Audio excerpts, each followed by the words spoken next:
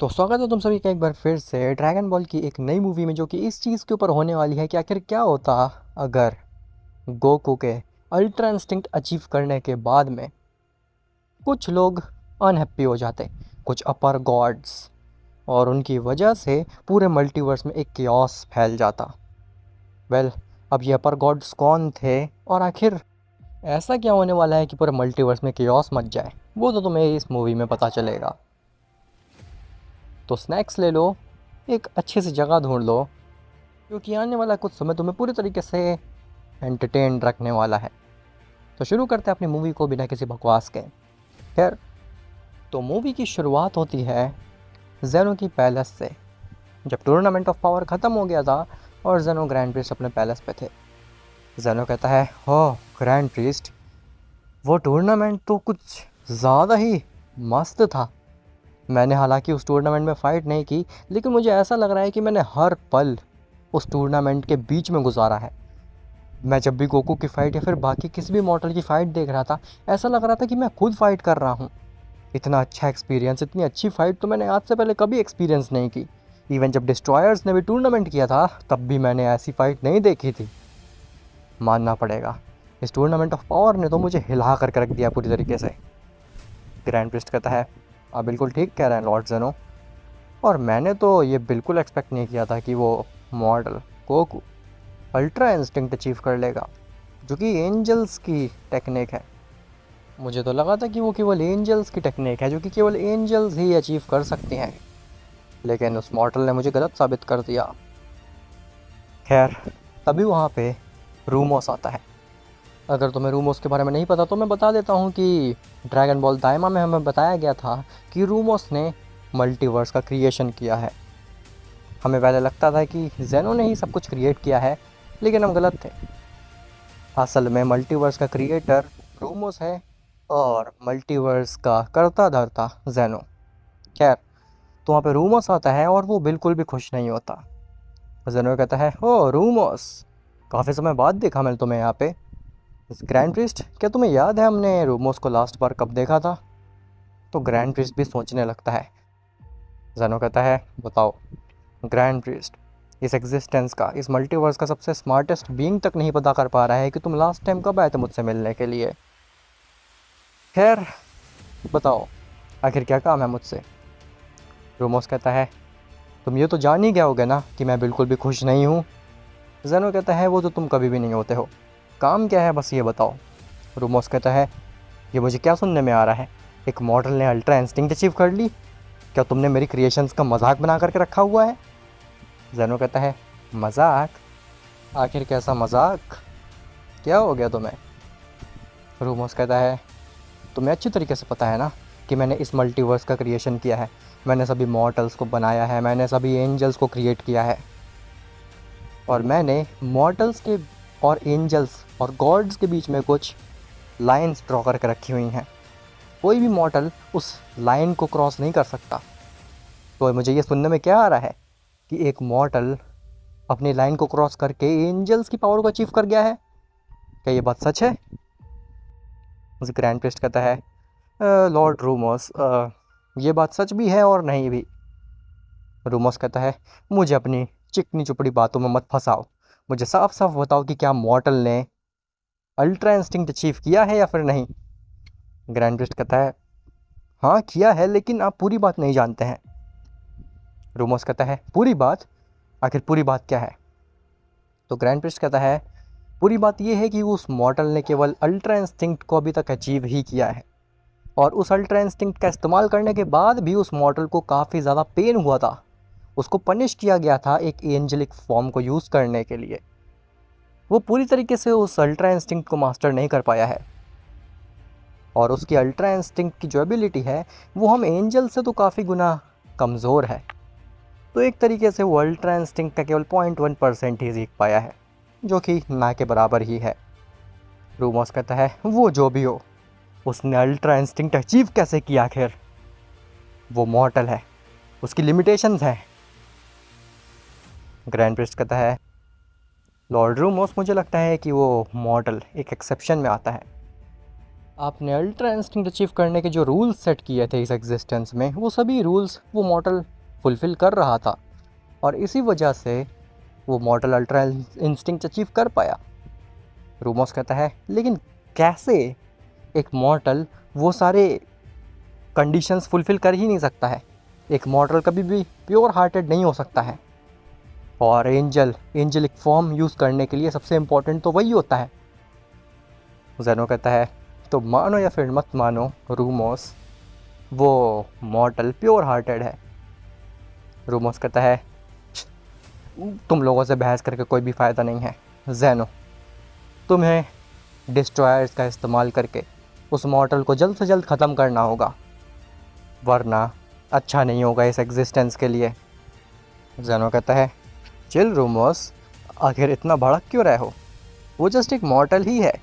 अगर आगे वो कुछ भी गलत करने की कोशिश करेगा तो मैं उसको अपने हाथों से मार दूंगा, तुम चिंता मत करो। रूमोस कहता है, मैं चिंता नहीं कर रहा हूँ, मुझे बस ये सोच करके गुस्सा आ रहा है कि मेरी ही क्रिएशंस मेरे ही बनाए हुए रूल्स को लांघ रही है, मेरे ही बनाए हुए लिमिट्स को लांघ रही हैं। मैं कुछ नहीं जानता, तुम बस जल्द से जल्द डिस्ट्रॉयर्स का इस्तेमाल करके उस मॉडल को ख़त्म करो। अगली बार जब मैं आऊँ तो मुझे वो मॉडल नहीं दिखना चाहिए यहाँ पे। समझ में आई मेरी बात? ऐसा बोल करके रूमोस वहाँ से चला जाता है। ग्रैंड प्रिस्ट कहता है, लॉर्ड ज़ेनो, क्या करना है? ज़ेनो कहता है, हमारे पास और कोई ऑप्शन नहीं है ग्रैंड प्रिस्ट, हमें डिस्ट्रॉयर से कहना ही पड़ेगा कि वो गोकू को मार दें, क्योंकि अगर एक बार रूमोस का दिमाग ख़राब हो गया तो फिर वो पूरे मल्टीवर्स को पलटने की दम रखता है। इसलिए बेहतर यही है कि हम गोकू की बलि दे दें।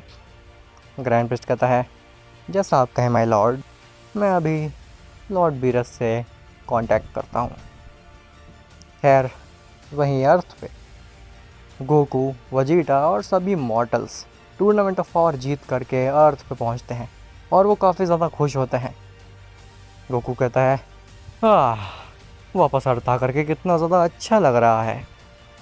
अब मुझे दोबारा से अपनी पुरानी ज़िंदगी जीनी पड़ेगी। मानो या ना मानो वजीटा, टूर्नामेंट ऑफ पावर में रिस्क तो था, लेकिन मज़ा भी बहुत आया। वजीटा कहता है, बेवकूफ़, अपनी ज़बान पे कंट्रोल रखा करो। तुम्हारी वजह से ऑलमोस्ट हमने अपना यूनिवर्स खो दिया था। अगर एंड्रॉयड 17 उस टूर्नामेंट ऑफ पावर को नहीं जीतता तो फिर ख़त्म था, हमारा यूनिवर्स अभी तक डिस्ट्रॉय हो चुका होता। गोकू कहता है, लेकिन हुआ तो नहीं ना, मैंने सबको बचा लिया अपनी अल्ट्रा इंस्टिंक्ट अचीव करके। फ्रीज़ा कहता है, मुझे तुम लोगों की हैप्पी एंडिंग में शामिल होने का कोई भी शौक़ नहीं है, इसलिए मैं यहाँ से जा रहा हूँ। ऐसा बोल करके फ्रीज़ा वहाँ से चला जाता है। खैर, वहीं चांपा के प्लेनेट पे चांपा अपने हाथ बांध करके खड़ा होता है और आसमान की तरफ देख रहा होता है। चांपा अपनी पलकें तक नहीं झपका रहा होता। वादोस ये देखती है तो उसे थोड़ा स्ट्रेंज लगता है। वादोस चांपा के नज़दीक आती है और कहती है, लॉर्ड चांपा, क्या आपको आराम नहीं करना है? आप तो 12 डिस्ट्रॉयर्स में से सबसे आलसी डिस्ट्रॉयर हैं। आपको तो छोटा सा काम करने के बाद में एक काफ़ी लंबी नींद चाहिए होती है, और अभी तो हम इतना थक कर के आ रहे हैं कि आपको आराम नहीं करना। मुझे तो लगता है कि इस बार अगर आप सो गए तो आप 20 साल से पहले तो नहीं उठने वाले। लेकिन वादोस की इस बात का चांपा कुछ भी जवाब नहीं देता। वादोस कहती है, हाँ, मैंने तो ये बात आपको उकसाने के लिए कही थी, लेकिन आपने तो कोई जवाब ही नहीं दिया। मतलब कि आप किसी गहरी सोच में हैं। क्या हुआ लॉर्ड चांपा, आप तो अपनी पलकें तक नहीं झपका रहे हैं, क्या कोई गहरी बात सोच रहे हैं आप? चांपा कहता है, मैं जब भी अपनी आंखें बंद करता हूँ तो मेरे सामने वो गोकू की सुनहरी फॉर्म आती है। क्या नाम था उसका? Ultra instinct. मैं अभी तक वही नहीं समझ पा रहा हूँ कि एक मॉर्टल एंजल्स की पावर को कैसे पोजेस कर सकता है। एक मॉर्टल के पास में प्योर हार्ट कैसे हो सकता है? मैं यूनिवर्स 6 का डिस्ट्रॉयर, एक इमॉर्टल, एक डेइटी। मुझे सब मॉर्टल्स पूजते हैं। मॉर्टल्स छोड़ो, मुझे ड्रैगन्स तक पूजते हैं, लेकिन मेरा हार्ट प्योर नहीं है। एक मॉर्टल का हार्ट प्योर है? ये चीज़ सोच करके तो मुझे बहुत ही ज़्यादा अजीब लग रहा है वादोस। क्या आने वाले समय में ये मॉडल्स हमें रिप्लेस कर सकते हैं? जिस तरीके से तुमने देखा टूर्नामेंट ऑफ पावर में एक टोपो, जिरेन, गोकू, वजीटा और वो एंड्रॉयड 17, ये कितने शक्तिशाली थे। ये फाइट तो ऐसे कर रहे थे मानो कि खुद डिस्ट्रॉयर्स फाइट कर रहे हों। इनकी पावर लेवल्स तो डिस्ट्रॉयर्स तक को एक्सीड कर चुकी थी। गोकू ने अपनी एनर्जी से एक गैलेक्सी क्रिएट कर दी थी। वादोस, मुझे लगता है कि आने वाला समय काफ़ी ज़्यादा कठिन होने वाला है डिस्ट्रॉयर्स के लिए। वादोस कहती है, ओ आप इतना कुछ सोच लिए, वो भी इतनी जल्दी। आपने तो अपने दिमाग पे कुछ ज़्यादा ही जोर डाल दिया। अब तो आपको कम से कम 30 साल की नींद चाहिए होगी। चांपा कहता है, हाँ, अच्छा ट्राई कर रही हो तुम वादोस, मेरा मन चेंज करने की, मुझे उकसाने की, लेकिन ये सब वर्क नहीं करने वाला अब, क्योंकि मैं बहुत ज़्यादा सीरियस हूँ। ऐसा बोल करके चांपा वादोस की आंखों में देखता है और चांपा वाकई में काफ़ी सीरियस होता है।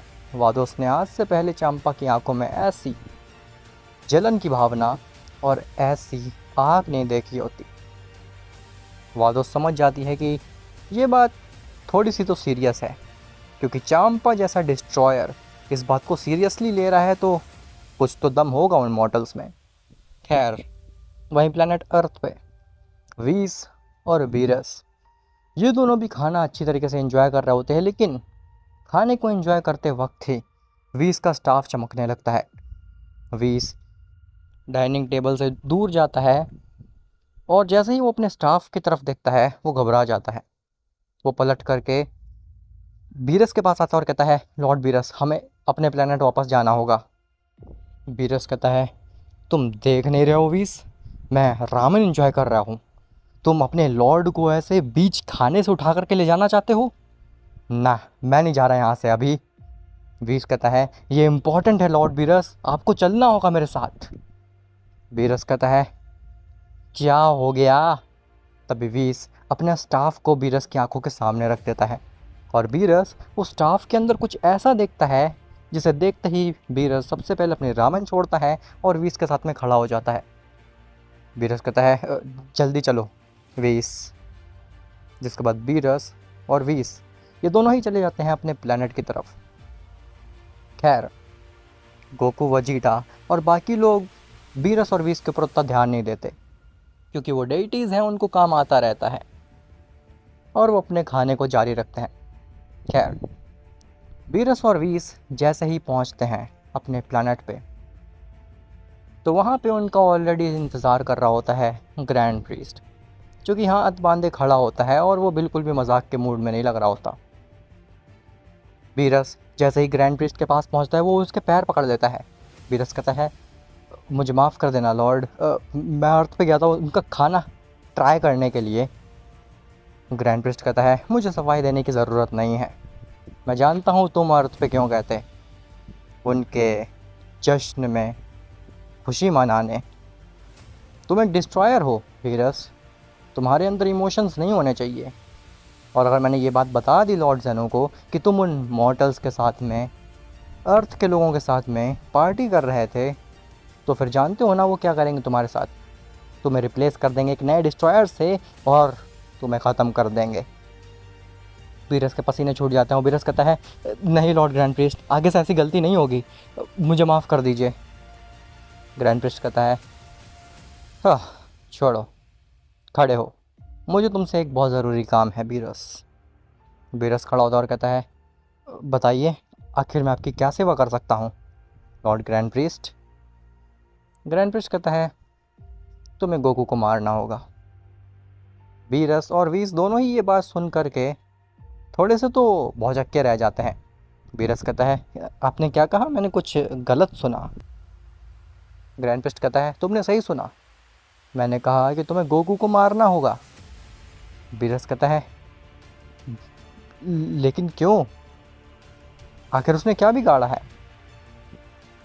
तो ग्रैंड प्रीस्ट कहता है, हाँ, उसने कुछ बिगाड़ा हो या फिर ना बिगाड़ा हो, यह सीधे लॉर्ड जेनो के आदेश हैं और तुम्हें उसका पालन करना ही होगा बिना किसी सवाल के। अगर तुम्हें ज़्यादा सवाल पूछने हैं तो फिर तुम लॉर्ड जेनो के पास जा सकते हो, पूछ सकते हो उनसे कि आखिर वो ऐसा क्यों करना चाहते हैं। ऐसा बोल करके ग्रैंड प्रीस्ट वहाँ से जाने लगता है लेकिन वीस ग्रैंड प्रिस्ट को रोकता और कहता है, रुकिए ग्रैंड प्रिस्ट। ग्रैंड प्रिस्ट पीछे देखता और कहता है, हाँ वीस, क्या तुम्हें भी मुझसे कुछ पूछना है? वीस कहता है, लॉर्ड जेनो इतने करीब हैं गोकू के, जब टूर्नामेंट ऑफ पावर ख़त्म हुआ तो उन्होंने गोकू के साथ में हाथ मिलाया है। मुझे नहीं लगता है कि ये लॉर्ड जेनो का आदेश है। आप हमसे कुछ छिपा रहे हैं Lord grand priest. Grand priest कहता है, तुम्हें जितना जानना था तुम उतना जान चुके हो। तुम्हें बस उस गोकू को ख़त्म करना है। इससे ज़्यादा जानना तुम्हारे लिए हानिकारक होगा और मेरे लिए भी। इसीलिए बेहतर यही है कि तुम मत जानो। ऐसा बोल करके ग्रैंड प्रिस्ट वहाँ से चला जाता है। बीरस कहता है, आह, बच गए वीस, तुमने सही वक्त पे मुझे यहाँ पे ले आए। अगर मैं वहाँ पे रामेन की ज़िद करता खाने की और कुछ देर वहीं रुका रहता तो फिर हो सकता था कि अभी मैं मर चुका होता। लॉर्ड ग्रैंड प्रिस्ट मुझे मार चुके होते अब तक। तो वीस कहता है, लॉर्ड बीरस, फ़िलहाल ये समय ये सोचने का नहीं है कि आपकी जान बच गई, बल्कि ये समय उस गोकू को ख़त्म करने का है। बीरस कहता है, लेकिन मैं अपने हाथों से उस गोकू को कैसे ख़त्म करूँगा? उसने अभी अभी अपने पूरे यूनिवर्स को बचाया है और मैं उसको मार दूंगा। उसकी गलती क्या है? क्या यूनिवर्स को बचाना उसकी गलती थी? मैं ऐसा नहीं कर सकता वीस, मैं ऐसा नहीं कर सकता। मेरे अंदर भी कुछ उसूल हैं। वीस कहता है, बीरस, आप एक डिस्ट्रॉयर हैं। आपके अंदर कोई भी इमोशंस नहीं है और ना ही आपके अंदर कोई इमोशन जगने चाहिए, खास करके उन मॉर्टल्स के लिए। लॉर्ड ग्रैंड प्रिस्ट ने जो आपको काम दिया है वो आपको करना होगा, और अगर आप ऐसा नहीं करेंगे तो फिर मुझे ना चाहते हुए भी बताना पड़ेगा ग्रैंड प्रिस्ट को कि उन्हें अब एक नए डिस्ट्रॉयर की ज़रूरत है। क्या आप चाहते हैं ऐसा हो? बीरस कहता है, वीस, तुम मुझे धोखा दे रहे हो? बीरस कहता है, मैं किसी को धोखा नहीं दे रहा हूँ बीरस, मेरा काम ही यही है। मेरा काम है डिस्ट्रॉयर्स के ऊपर निगरानी रखना। वो जो भी सही काम करें या फिर गलत काम करें उसके बारे में लॉर्ड ग्रैंड प्रीस्ट को बताना। हालांकि मैं आपको काफ़ी बार बचा चुका हूँ लॉर्ड ग्रैंड प्रीस्ट से, लेकिन इस बार नहीं। अगर आपने लॉर्ड ग्रैंड प्रीस्ट का बताया हुआ काम नहीं किया तो फिर मुझे बताना होगा उन्हें। बीरस कहता है, ठीक है, मैं उसको को इरेज करूँगा, लेकिन अभी नहीं। अभी वो लोग जश्न मना रहे हैं, उनको थोड़ी देर खुश रहने दो। जैसे उनका जश्न ख़त्म होगा और वो गोकू आराम कर रहा होगा, तब उसके बिना पता लगे उसको इरेज कर दूंगा मैं। वीस कहता है, आपका ये आइडिया काफ़ी अच्छा है लॉर्ड बीरस। इससे हमारा पत्ता भी नहीं साफ़ होगा अर्थ से। किसी को पता ही नहीं चलेगा गोकू कैसे मरा, और जब पता ही नहीं चलेगा तो फिर हम अर्थ पे जा कर के खाना खा सकते हैं गोकू को मारने के बाद भी। अब सच में एक मास्टरमाइंड है लॉर्ड बीरस। खैर, वहीं अर्थ पे सभी बींग्स जश्न मना चुके होते हैं। अब एंड्रॉयड 17 का भी समय आ चुका था कि वो चला जाए। एंड्रॉयड 17 गोकू वजीटा से मिलता और कहता है, अगली बार अगर कोई अच्छा टूर्नामेंट हो तो मुझे ज़रूर याद करना। ये तो बहुत ज़्यादा इजी था। ऐसा जैसे ही एंड्रॉयड 17 बोलता है वहाँ पर सभी लोग हंसने लगते हैं। खैर, जिसके बाद एंड्रॉयड 17 वहाँ से चला जाता है और एंड्रॉयड 18 भी, जिसके बाद एक एक करके सभी लोग वहाँ से चले जाते हैं। अब गोकू, वजीटा, बुल्मा, चीची, गोहान और पेकोलो यही थे वहाँ पे। गोकू कहता है, ओह फाइनली, अब हमारा काम ख़त्म हुआ, अब मैं आराम कर सकता हूँ जाके। चीची कहती है, लेकिन गोकू, अभी तुम्हें काफ़ी सारे सवालों के जवाब देने हैं। तुम मुझे बिना बताए गए थे वहाँ पे। तुमने क्या मुझे बताना भी अहमियत नहीं समझा कि तुम कहाँ पे जा रहे हो? गोकू कहता है, मुझे माफ़ कर देना चीची, ये सब इतने जल्दबाजी में हुआ कि आधा समय मेरा टीम बनाने में और फिर आधा समय मुझे टूर्नामेंट ऑफ पावर में जाने में लग गया। मैं कैसे ही बताता तुम्हें। लेकिन अब क्योंकि हम अपने यूनिवर्स को बचा चुके हैं, इवन पूरे मल्टीवर्स को बचा चुके हैं, तो अब तुम्हें जो कुछ भी पूछना है तुम पूछ सकती हो। चीची कहती है, हाँ मुझे बुलमा ने सब कुछ बता दिया, लेकिन तुमने ये अच्छा नहीं किया। गोकू कहता है, फ़िलहाल मैं बिल्कुल भी बहस के मूड में नहीं हूँ चीची, मुझे बहुत तेज़ नींद आ रही है। बुलमा कहती है, रुक जाओ, तुम दोनों का काम अभी ख़त्म नहीं हुआ है, अभी तुम्हारा काम बचा हुआ है। वजीटा कहता है, क्या अभी काम बचा है? अभी क्या बचा हुआ है? तो बुलमा कहती है, तुम भूल गए एंड्रॉयड 17 जिस जंगल की रखवाली कर रहा था, एंड्रॉयड 17 की गैर हाजिरी में उस जगह को गोटेन और ट्रंक्स ने संभाला और अभी तक वो वापस नहीं आए हैं। तुम्हें जा करके वो सबसे पहले उन्हें लाना होगा, उसके बाद तुम आराम से सो सकते हो या फिर जो भी तुम्हें करना है तुम कर सकते हो, हमें फ़र्क नहीं पड़ता। कुकू कहता है, अब तो वो बड़े हो गए हैं, वो खुद ब खुद यहाँ पे आ सकते हैं, वो तो इवन उड़ना भी जानते हैं, तो हमें उनको लाने की ज़रूरत नहीं है। बुलमा, तुम कुछ ज़्यादा ही फिक्र कर रही हो उनकी। तभी वहाँ पे एंड्रॉयड 17 आता है गोटेन और ट्रंक्स को लेकर के। एंड्रॉयड 17 कहता है, तुम सही कह रहे हो, अब ये दोनों बड़े हो चुके हैं, इन्होंने काफ़ी अच्छे से रखवाली की मेरे जंगल की, शुक्रिया तुम दोनों का, अगर तुम दोनों नहीं होते तो पता नहीं मेरे जंगल को अब तक क्या हो चुका होता। गोटेन कहता है, शुक्रिया मत कहो, वहाँ पे तो बस नॉर्मल से शिकारी आते थे, वो हमारे ऊपर गोली चलाने की कोशिश करते थे, लेकिन उन्हें क्या पता कि हम आम इंसान हैं ही नहीं। हमने उनको अच्छा मसा चखाया, जिसके बाद से सब हमसे डर गया और कोई भी नहीं आया हमसे लड़ने के लिए। चीची गोटेन के नज़दीक जाती है और कहती है, क्या उन्होंने तुम्हारे ऊपर गोली चलाने की कोशिश की थी? तुम्हें कुछ हुआ तो नहीं गोटेन, तुम ठीक तो हो? गोटेन कहता है, मुझे क्या ही हो सकता है मॉम, मैं एकदम ठीक हूँ, मैं एकदम फादर की तरह टफ हूँ, मुझे कुछ भी नहीं होने वाला। चीची कहती है, शुक्र है तुम ठीक हो। ऐसा बोल करके चीची गोटेन को गले से लगा लेती है, लेकिन तभी गोटेन में से स्मेल आती है। चीची कहती है, ये कैसी स्मेल है गोटेन? गोटेन कहता है, वो मैं जंगली जानवरों के साथ में खेल रहा था जिसकी वजह से गंदा हो गया, मैं नहा लूँगा लेकिन मॉम। बुलमा कहती है, ओह ट्रंक्स, तुम भी काफ़ी ज़्यादा गंदे लग रहे हो देखने में, जाओ जा करके सबसे पहले नहा करके आओ। खैर, जिसके बाद गोकू और वजीटा दोनों ही फ्री हो जाते हैं अपने काम से और दोनों ही आराम करने के लिए चले जाते हैं। गोकू अपने घर में और वजीटा अपने कैप्सूल में।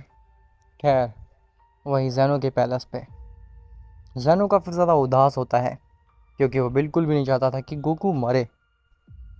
ज़ेनो कहता है, ग्रैंड प्रीस्ट, क्या तुम आदेश दे आए बीरस और वीस को गोकू को मारने का?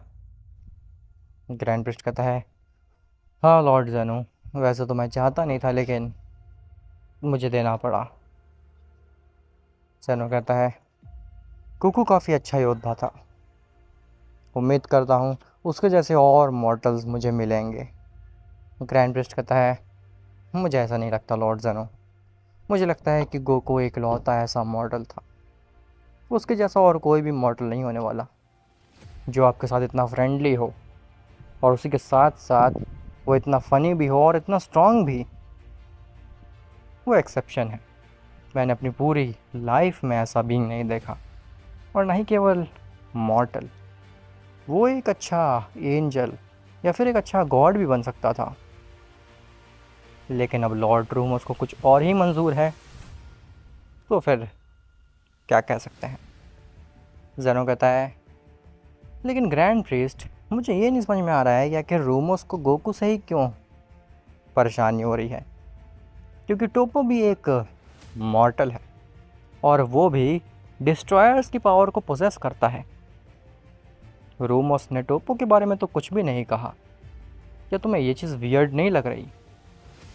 ग्रैंड प्रीस्ट कहता है, अरे हाँ लॉर्ड ज़ेनो, इस बारे में तो मैंने सोचा ही नहीं। ये भी हो सकता है कि लॉर्ड रूमोस केवल अल्ट्रा इंस्टिंक्ट को देख करके भड़क गए हूँ? हकाई एनर्जी तो एक ऐसी चीज़ है जो कि कोई भी अचीव कर सकता है। जेनो कहता है, ना, ऐसी बात नहीं है। यहाँ पे हकाई एनर्जी या फिर अल्ट्रा इंस्टिंक्ट की बात नहीं है। लॉर्ड रूमोस किसी और रीज़न से ही गोकू को ख़त्म करना चाहते हैं, ऐसा मुझे लग रहा है। ग्रैंड प्रीस्ट, क्या तुम मेरा एक काम करोगे? ग्रैंड प्रीस्ट कहता है, हाँ क्यों नहीं हुजूर, आप जो कहेंगे मैं वो करूँगा, मैं आपका ही अटेंडेंट हूँ। जेनो कहता है, शाबाश, तो फिर जाओ और जा कर के पूरे प्लैनेट पे नज़र रखो। ग्रैंड प्रीस्ट कहता है, कौन सा प्लैनेट? तो जेनो कहता है, प्लैनेट अर्थ, यूनिवर्स 7 में। और ध्यान रहे कि किसी को भी भनक नहीं लगना चाहिए तुम्हारे बारे में। ग्रैंड प्रीस्ट कहता है, वो तो मैं कर लूँगा, लेकिन इससे फ़ायदा क्या होगा? आखिर अर्थ पे जा कर के मुझे किस चीज़ पे नज़र रखनी है? तो जेनो कहता है, वो तुम खुद समझ जाओगे अर्थ पे पहुँच के। बस जैसा मैं सोच रहा हूँ वो सच ना हो। ग्रैंड प्रीस्ट कहता है, आप क्या बोल रहे हैं, मुझे कुछ समझ नहीं आ रहा। जेनो कहता है, तुम्हें समझने की भी ज़रूरत नहीं है, समय आने पे तुम खुद समझ जाओगे। ग्रैंड प्रीस्ट, तुम जाओ अर्थ पे और उस पर निगरानी रखो, और अगर तुम्हें कुछ भी सस्पिशियस सा फील हो तो तुम सबसे पहले मेरे पास आओगे। समझ में आई मेरी बात? ग्रैंड प्रीस्ट कहता है, जी माय लॉर्ड, जैसा आप कहें। जिसके बाद ग्रैंड प्रीस्ट वहाँ से चला जाता है। खैर, वहीं वीरस के प्लैनेट पे वीस अपने स्टाफ की मदद से बुल्मा से कांटेक्ट करता है और बुल्मा से गोकू वजीटा की हाल चाल लेता है। वीस कहता है, बुल्मा, गोकू वजीटा क्या कर रहे हैं, क्या अभी तक वो खा रहे हैं? बुल्मा कहती है, नहीं, वो तो कब के सोने चले गए। तुम्हें कुछ काम था मुझसे वीस? वीस कहता है, ओ नहीं, कुछ नहीं, वो लॉर्ड बीरस बीच खाने से उठ करके आ गए तो उन्हें काफ़ी भूख लग रही थी। मैंने सोचा कि अगर कुछ बचा हो तुम्हारे पास तो मैं पूछ लूँ आने से पहले एक बार। बुल्मा कहती है, हाँ, तुम आ सकते हो, काफ़ी सारा खाना बचा हुआ है, लॉर्ड बीरस वो ज़रूर पसंद करेंगे। वीस कहता है, शुक्रिया, मैं अभी आता हूँ। जिसके बाद वीस बीरस के पास जाता और कहता है, लॉर्ड बीरस, गोकू वजीटा सो चुके हैं और अब हमें अपने काम पे लग जाना चाहिए। किसी को भनक भी नहीं लगेगी कि गोकू को किसने मारा, वो सो रहा है। बीरस कहता है, यह हुई ना बात, मुझे जल्दी से अर्थ पे ले चलो वीस, और ध्यान रहे मेरी प्रेजेंस किसी को महसूस ना हो जाए, वरना वो लोग मुझ पे शक करेंगे और मेरे प्यारे से रामेन मुझसे दूर हो जाएंगे। बेचारे उन रामेन का तो कोई कसूर भी नहीं है। वीस कहता है, हाँ बिल्कुल, चिंता मत करें, मुझे लगता नहीं है कि वो मॉर्टल्स हमारे ऊपर शक कर पाएंगे या फिर हमारे प्लान को समझ पाएंगे, वो हम पे काफ़ी ज़्यादा भरोसा करते हैं। खैर, अब टाइम वेस्ट नहीं करते लॉर्ड बीरस, वैसे भी काफ़ी देर हो चुकी है हमें। जिसके बाद बीरस, वीस, ये दोनों ही वहाँ से निकल जाते हैं अर्थ के लिए। खैर, ग्रैंड प्रीस्ट भी अर्थ के इर्द गिर्द ही होता है, लेकिन ग्रैंड प्रीस्ट अपने आप को और अपनी की को दोनों को ही हाइड किया होता है। तभी ग्रैंड प्रीस्ट को बीरस और वीस की सेंस होती है। ग्रैंड प्रीस्ट कहता है, ओह, तो यहाँ पे बीरस और वीस आ चुके हैं, मुझे लगता है कि ये गोकू को मारने के लिए ही आए हैं। खैर, इनको भी डिस्टर्ब नहीं करता हूँ, अगर कुछ सस्पिशियस होगा तो फिर मैं जाऊँगा। लेकिन ग्रैंड प्रीस्ट एक चीज़ नोटिस करता है कि जैसे ही बीरस और वीस अर्थ पे आए हमला करने के लिए, सॉरी, गोकू को मारने के लिए, तभी ग्रैंड प्रीस्ट को कुछ चीज़ क्लिक करती है। ग्रैंड प्रीस्ट कहता है, ये आवाज़ तो इसी सोलर सिस्टम के आसपास से आ रही है, और ये तो एक स्पेसशिप की आवाज़ है। आखिर ये क्या चीज़ है? जब ग्रैंड प्रीस्ट उस आवाज़ का पीछा करता है तो वो पहुंचता है एक स्पेसशिप के पास में, जो कि गोकू के सोलर सिस्टम के बहुत ही नज़दीक होती है, और वो स्पेसशिप होती है फ्रीज़ा की। मानो कि वो स्पेसशिप किसी चीज़ का वेट कर रही हो। वो स्पेसशिप आगे नहीं बढ़ रही थी, बस वो एक जगह पे खड़ी थी।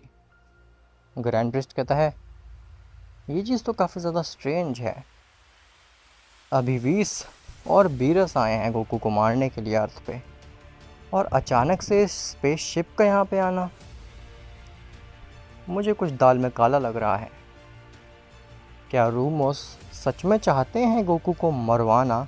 क्या उन्हें मल्टीवर्स की चिंता है या फिर कुछ और ही बात है? कहीं लॉर्ड ज़ेनो जो सोच रहे थे वो सच ना निकल जाए। लेकिन ऐसा क्या हो सकता है? खैर, मुझे इन सब में अपना टाइम नहीं वेस्ट करना चाहिए। मुझे अर्थ के नज़दीक ही रहना चाहिए और देखना चाहिए कि आखिर ये सब क्या माजरा है। खैर, गोकू आराम कर रहा होता है अपने घर में, और तभी वहाँ पे बीरस और वीस पहुँचते हैं। उस घर में कोई नहीं होता है। चीची, गोटेन ये दोनों बुल्मा के पास में होते हैं।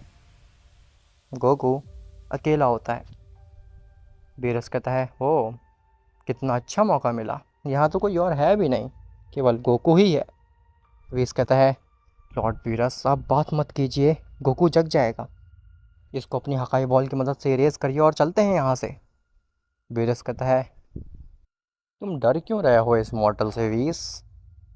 वीस कहता है, मैं डर नहीं रहा हूँ, मैं बस कंसर्न हूँ कि किसी को पता ना चल जाए हमारे बारे में, वरना हमारा अर्थ पे खाना खाना इम्पॉसिबल हो जाएगा।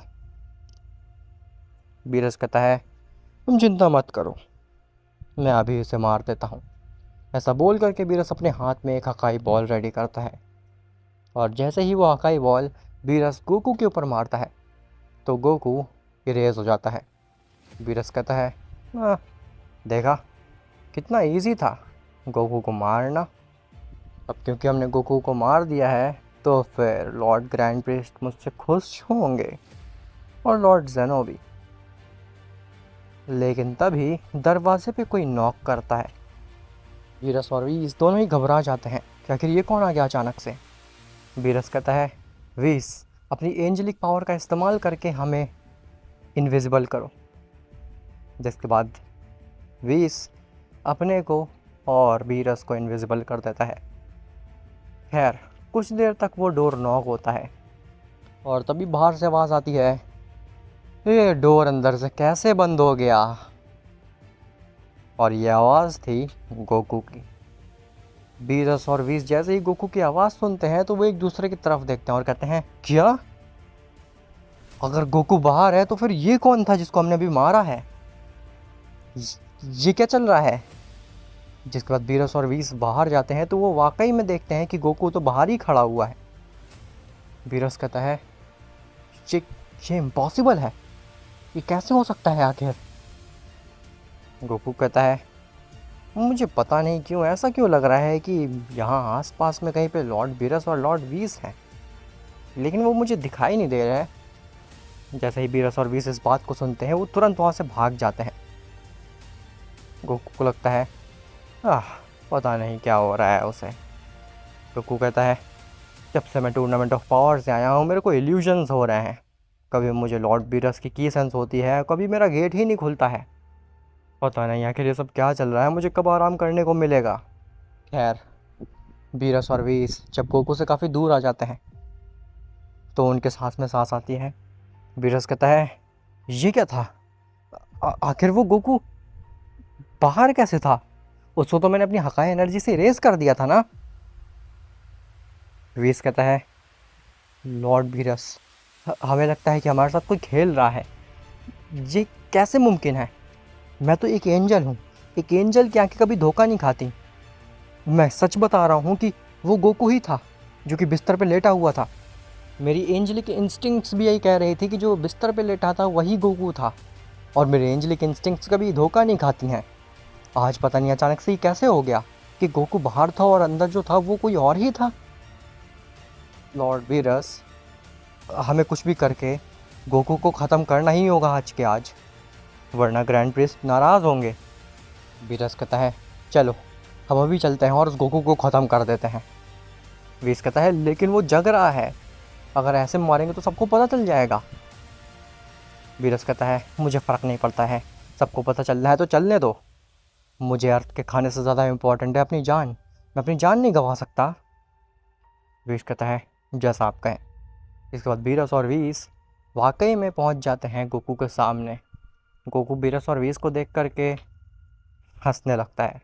गोकू कहता है, ओह तो आप वाकई में यहीं पे थे, आप मुझसे छुपने की कोशिश कर रहे थे, एम आई राइट लॉर्ड बीरस? बीरस कहता है, क्या? तुम क्या बकवास कर रहे हो? मुझे तुमसे छुपने की क्या ज़रूरत है? मैं तुम्हारे सामने आ सकता हूँ, मैं तुमसे डरता थोड़ा ना हूँ। मैं तुम्हारा डिस्ट्रॉयर हूँ, तुम मेरे नहीं, तो मैं तुमसे क्यों नहीं डरूंगा आखिर? गोकू कहता है, अब ये तो आप ही बता सकते हैं बेहतर तरीके से, क्योंकि मैंने आपकी की सेंस की थी यहाँ पे। बीरस कहता है, अपनी बकवास बंद करो, मैं यहाँ पे तुम्हें मारने आया हूँ गोकू। गोकू कहता है, आप मुझे मारने आए हैं, लेकिन मैंने आपका क्या बिगाड़ा है? व्हीस कहता है, गोकू हमें आदेश मिला है लॉर्ड ग्रैंड प्रीस्ट का कि हमें तुम्हें मारना है, और हम वही करने आए हैं यहाँ पे।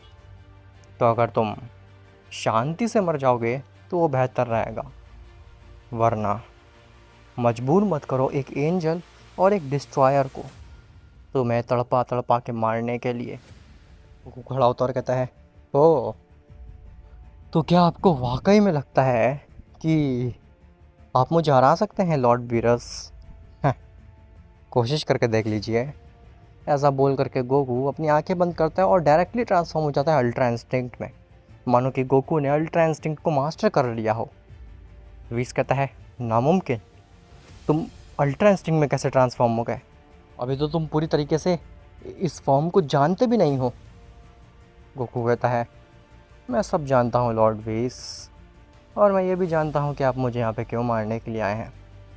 ऐसा बोल करके गोकू बीरस के सामने आ जाता और कहता है, करिए मेरे ऊपर वार लॉर्ड बीरस। जिसके बाद बीरस गोकू के ऊपर वार करने लगता है, लेकिन गोकू बीरस के सारे अटैक डॉज करता है। व्हीस कहता है, ये कैसे हो रहा है?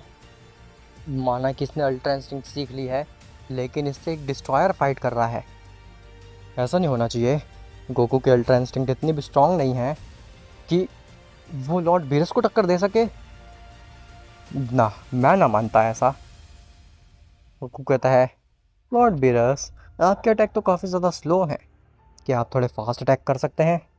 बीरस पीछे हटता है और कहता है, मुझे तुम्हारे साथ कोई बहस नहीं करनी है, और ना ही तुमसे फाइट करनी है। मैं इस चीज़ को एक ही बार में ख़त्म करना चाहता हूँ। ऐसा बोल करके बीरस एक हकाई बॉल रेडी करता है और उसे गोकू के ऊपर मार देता है। लेकिन गोकू उस हकाई बॉल को अपने हाथ में ले लेता है, मानो कि गोकू के लिए उस हकाई बॉल को कंट्रोल करना बच्चों का खेल हो। गोकू उस हकाई बॉल को वापस से बीरस के ऊपर ही फेंक देता है, लेकिन बीरस अपनी हकाई बॉल को नलीफाई कर देता है। गोकू कहता है, आपको थोड़ा स्ट्रांग होना पड़ेगा लॉर्ड बीरस, अगर मुझसे फाइट करनी है तो। बीरस कहता है, तुम ये कैसे कर पा रहे हो? आखिर तुम मुझे कैसे कर दे पा रहे हो? मैं डिस्ट्रॉयर हूँ, वो भी सबसे स्ट्रॉन्गेस्ट डिस्ट्रॉयर। गोकू कहता है, हाँ लॉर्ड बीरस, मुझे पता है कि आप एक स्ट्रॉन्गेस्ट डिस्ट्रॉयर हैं, लेकिन आप शायद ये भूल रहे हैं कि आप इस मल्टीवर्स के स्ट्रॉन्गेस्ट मॉडल से फाइट कर रहे हैं। तो आपको अपने आप को थोड़ा स्ट्रॉन्ग करना पड़ेगा अगर मुझसे फ़ाइट करनी है। मैं जानता हूँ आपके पास में काफ़ी पोटेंशियल है, आपके पास में भी हकाई फॉर्म है, वो हकाई फॉर्म मुझे दिखाइए। मुझे आपकी हकाई फॉर्म से फ़ाइट करनी है, ना कि आपकी इस बेसिक फॉर्म से। बीरस कहता है, हाँ, तुम मेरे हकाई फॉर्म से फ़ाइट करना चाहते हो? तुम्हें लगता है कि तुम हकाई फॉर्म से फ़ाइट करने के वर्दी हो? हाँ, मजाक मत करो। माना कि तुम सबसे स्ट्रॉन्गेस्ट मॉर्टल हो, लेकिन तुम इतने स्ट्रॉन्ग भी नहीं हो कि तुम्हारे ऊपर मुझे अपनी हकाई फॉर्म यूज़ करनी पड़े। मैं तुम्हें अपनी बेस फॉर्म में रह करके ही हरा सकता हूँ। ऐसा बोल करके बीरस इस बार थोड़ी बड़ी हकाई बॉल क्रिएट करता है और उसे गोकू के ऊपर फेंक देता है। लेकिन फिर से गोकू उस हकाई बॉल को श्रिंक करके छोटी कर देता है और वापस से बीरस के ऊपर फेंक देता है। गोकू कहता है, लगता है आप ऐसे नहीं मानेंगे लॉर्ड बीरस, आपके ऊपर कुछ वार करने पड़ेंगे मुझे। बीरस कहता है, तुम्हारी इतनी जुर्रत, तुम्हारी आखिर हिम्मत कैसे हुई ये कहने की कि तुम मुझे मार सकते हो? तुम बहुत बड़ी गलती कर रहे हो मॉर्टल।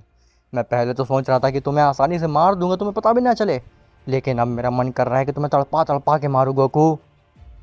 गोकू अपने हाथ बांधता और कहता है, ओह, तो आपको वाकई में लगता है आप मेरे ऊपर वार कर सकते हैं? तभी गोकू अचानक से बीरस के मुंह के सामने आ जाता है और बीरस को एक गट पंच मार देता है। बीरस नीचे देखता है तो गोकू ने उसको वाकई में एक पंच मार दिया होता है। बीरस कहता है तुमने ये ठीक नहीं किया सेयन। गोकू कहता है आप मुझे मारने आए थे और आप मुझे ही सिखा रहे हैं कि मैंने ठीक नहीं किया। मैंने अभी यूनिवर्स को बचाया है। आप तो एक नंबर के एहसान फरामोश निकले लॉर्ड बीरस। खैर मेरे हाथ बंधे हुए थे तो आपको क्या लगा कि आप अपना गार्ड डाउन कर सकते हैं, लेकिन आप ये भूल गए कि मैं अल्ट्रा इंस्टिंक्ट में हूँ।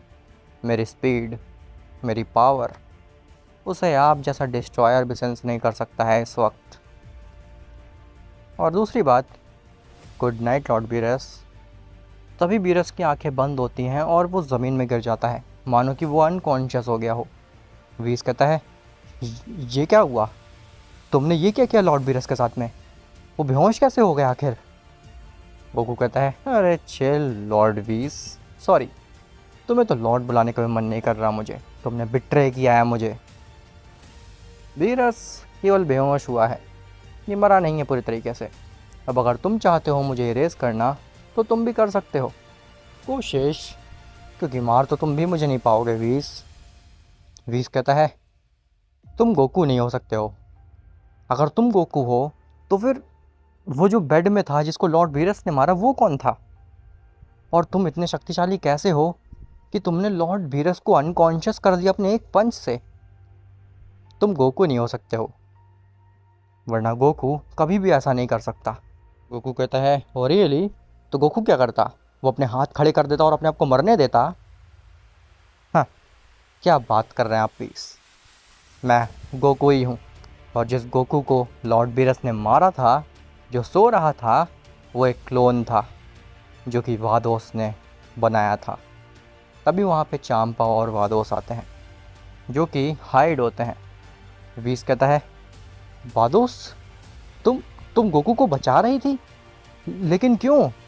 गोकू कहता है वैसे आपका प्लान काफ़ी अच्छा था कि जब मैं आराम कर रहा हूँगा तो आप चालाकी से आकर के मुझे इरेज कर देंगे, जिससे किसी को पता भी नहीं चलेगा कि मारा किसने मुझे, और आप अर्थ पे खाना भी खा पाएंगे। वीस कहता है ये तो मेरे और लॉर्ड बीरस के बीच की बात है, ये तुम्हें कैसे पता आखिर? तो वादोस कहती है मुझे माफ़ करना भाई, लेकिन जब तुम लोग इस प्लान को बना रहे थे तब मैं तुम्हारे ऊपर नज़र रख रही थी। वीस कहता है तुमने ये बिल्कुल ठीक नहीं किया। वादोस, जब लॉर्ड बीरस होश में आएंगे तो वो काफ़ी ज़्यादा नाराज़ होंगे तुम लोगों पे, और हो सकता है कि जंग भी छिड़ जाए लॉर्ड चांपा और लॉर्ड बीरस के बीच में। तुमने आखिर ऐसा क्यों किया, जबकि तुम्हें पता था कि हमें लॉर्ड ग्रैंड प्रीस्ट ने और लॉर्ड जेनो ने आदेश दिया है इनको मारने का? तो वादोस कहती है मुझे लगता है वीस, तुम अभी तक पूरी बात समझ नहीं पाए। जब तुम्हें ग्रैंड प्रीस्ट आदेश देने के लिए आए थे कि तुम्हें और बीरस को मिल करके गोकू को इरेज करना है, तब लॉर्ड जेनो हमारे पास आए थे, और लॉर्ड जेनो ने कहा था कि लॉर्ड रायमस आए थे लॉर्ड जेनो के पैलेस पे, और लॉर्ड रायमस बिल्कुल भी खुश नहीं थे। वो चाहते थे कि गोकू को इरेज कर दिया जाए क्योंकि गोकू ने अल्ट्रा इंस्टिंक्ट अचीव की है। लेकिन लॉर्ड जेनो को ये बात काफ़ी अजीब लगी, क्योंकि लॉर्ड रायमस ने आज से पहले कभी भी किसी बीइंग को इरेज करने की मांग नहीं की है, और इसीलिए वो मेरे पास आए थे। उन्होंने मुझसे कहा था कि तुम्हें गोकू को बचाना होगा, और मैंने ठीक वही किया। मैंने तुम्हारे ऊपर निगरानी रखी, तुम्हारे प्लान को समझा, और फिर यहाँ पे आ गई अर्थ पे गोकू को बचाने के लिए। जब गोकू सोने जा रहा था तो फिर मैंने गोकू को रोका और उसे सब कुछ एक्सप्लेन किया, कैसे तुम और बीरस आने वाले हो गोकू को मारने के लिए। जिसके बाद मैंने गोकू की जगह एक क्लोन को रखा और गोकू को थोड़ी अपनी एंजेलिक पावर्स दे दी। इसी वजह से वो बीरस को इतनी ईजिली मार पाया, वरना गोकू का अल्ट्रा इंस्टिंक्ट तभी इतना स्ट्रांग नहीं है कि वो बीरस को इतना ईजिली हरा दे एक पंच में।